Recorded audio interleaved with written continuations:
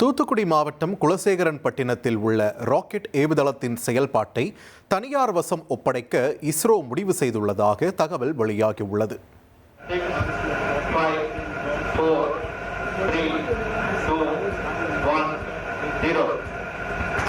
986 கோடி ரூபாய் மதிப்பில் சிறிய ரக செயற்கைக்கோள்களை விண்ணுக்கு அனுப்ப குலசேகரன்பட்டினத்தில் ராக்கெட் ஏவுதளம் அமைக்கும் பணிகள் நடைபெற்று வருகின்றன.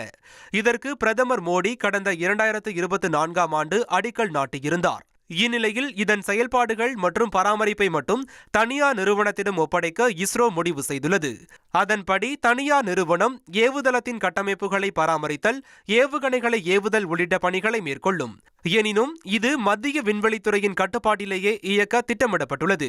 ராக்கெட்டுகளை ஏவ விரும்பும் நிறுவனங்கள் ஏவுதளத்தை பராமரிக்கும் தனியார் நிறுவனத்திடம் முன்பதிவு செய்து விண்ணில் ஏவிக்கொள்ள முடியும். இந்த பொறுப்பை ஏற்கும் நிறுவனத்திற்கு இஸ்ரோவிடமிருந்து விரிவான பயிற்சியும் வழிகாட்டுதலும் வழங்கப்படும். மேலும் அந்த நிறுவனங்களுக்கான விதிமுறைகளும் வெளியிடப்பட்டுள்ளது.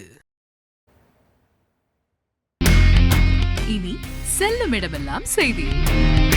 தந்தி டிவியின் வாட்ஸ்அப் சேனலை ஃபாலோ பண்ணினா செல்ல இருக்கும் இடமெல்லாம் செய்தி. இதோ QR கோட் இப்பவே ஸ்கேன் பண்ணுங்க, ஃபாலோ பண்ணுங்க.